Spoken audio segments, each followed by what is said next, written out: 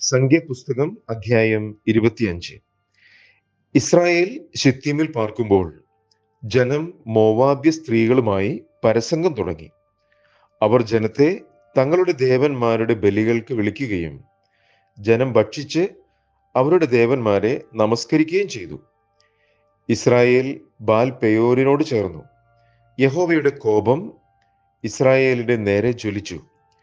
യഹോവ മോശയോട്, ജനത്തിന്റെ തലവന്മാരെയൊക്കെയും കൂട്ടി യഹോവയുടെ ഉഗ്രകോപം ഇസ്രായേലിനെ വിട്ടുമാറേണ്ടതിന് അവരെ യഹോവയുടെ മുൻപാകെ പരസ്യമായി തൂക്കിക്കളക എന്ന് കൽപ്പിച്ചു. മോശെ ഇസ്രായേൽ ന്യായാധിപന്മാരോട്, നിങ്ങൾ ഓരോരുത്തൻ താൻ്റെ ആളുകളിൽ ബാൽ പെയോരിനോട് ചേർന്നവരെ കൊല്ലുവിൻ എന്ന് പറഞ്ഞു. എന്നാൽ മോശയും സമാഗമന കൂടാരത്തിന്റെ വാതിൽക്കൽ കരഞ്ഞുകൊണ്ടിരിക്കുന്ന ഇസ്രായേൽ മക്കളുടെ സർവ്വസഭയും കാണുകെ, ഒരു ഇസ്രായേല്യൻ തൻ്റെ സഹോദരന്മാരുടെ മധ്യത്തിലേക്ക് ഒരു മിദ്യാന്യ സ്ത്രീയെ കൊണ്ടുവന്നു. അഹ്റോൻ പുരോഹിതന്റെ മകനായ എലയാസാരിന്റെ മകൻ ഫിനെഹാസ് അത് കണ്ടപ്പോൾ സഭയുടെ മധ്യേ നിന്ന് എഴുന്നേറ്റ് കയ്യിൽ ഒരു കുന്തമെടുത്ത് ആ ഇസ്രായേലിന്റെ പിന്നാലെ അന്തപുരത്തിലേക്ക് ചെന്ന് ഇരുവരെയും, ആ ഇസ്രായേലിനെയും ആ സ്ത്രീയെയും തന്നെ, അവളുടെ ഉദരം തുളയും വണ്ണം കുത്തി. അപ്പോൾ ബാധ ഇസ്രായേൽ മക്കളെ വിട്ടുമാറി.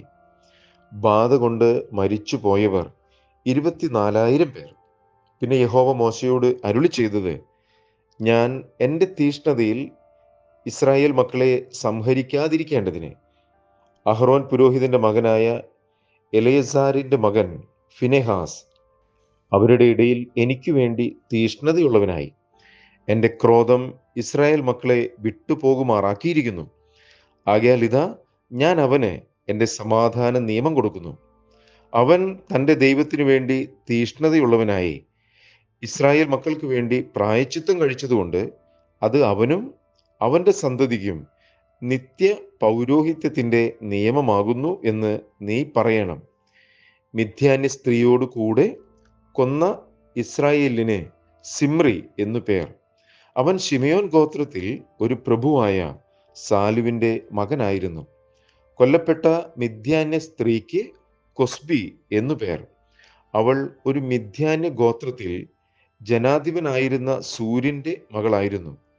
പെയോരിന്റെ സംഗതിയിലും പെയോർ നിമിത്തമുണ്ടായ ബാധയുടെ നാളിൽ കൊല്ലപ്പെട്ട അവരുടെ സഹോദരിയായി മിദ്യാന്യ പ്രഭുവിന്റെ മകൾ കൊസ്ബിയുടെ സംഗതിയിലും മിദ്യാന്യർ നിങ്ങളെ ചതിച്ച് ഉപായങ്ങളാൽ വലച്ചിരിക്കൊണ്ട് നിങ്ങൾ അവരെ വലച്ച് സംഹരിപ്പിനെന്ന് യഹോവ മോശയോട് അരുളി ചെയ്തു.